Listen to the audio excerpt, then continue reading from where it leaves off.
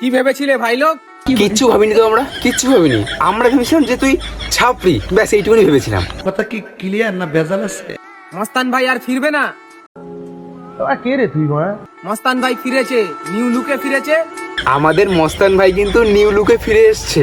আগে ছিল ছাপড়ি, এখনো ছাপড়ি। আর নতুন ভিডিও নিয়ে এসছে, বড় ধামাকা। ধামাকা। अबे साले। তো গাইস, আমার হেটার্সরা ভুল করেও দেখবে না, কেন হেটার্সটা দেখবে না? কারণ এই ভিডিওতে 1 লাখ টাকা খরচা হয়েছে। 1 লাখ। ও ভাই, 1 লাখ টাকা খরচা হয়েছে, তার জন্য বলতে ধামাকা। বলো ধামাকা, ধামাকা, ধামাকা। আমি কারোর আগে পিছনে দৌড়াই না, বিশ্বাস করে টাকাওয়ালাদের পিছনে। মিথ্যে কথা বলছিস তুই। তুই ভিডিওর সামনে এইসব বলিস, কিন্তু ভিডিওর পিছনে তুই ভিক্ষা করে খাস।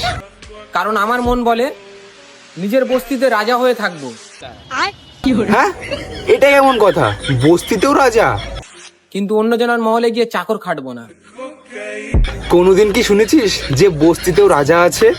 সঠিক বলেছেন, আপনার বুদ্ধি ভালো। আমার মধ্যে পড়ে যাওয়ার ভয় কি করে থাকবে ভাই? ও তো এমনিই পড়ে আছে, ও আর কি পড়বে?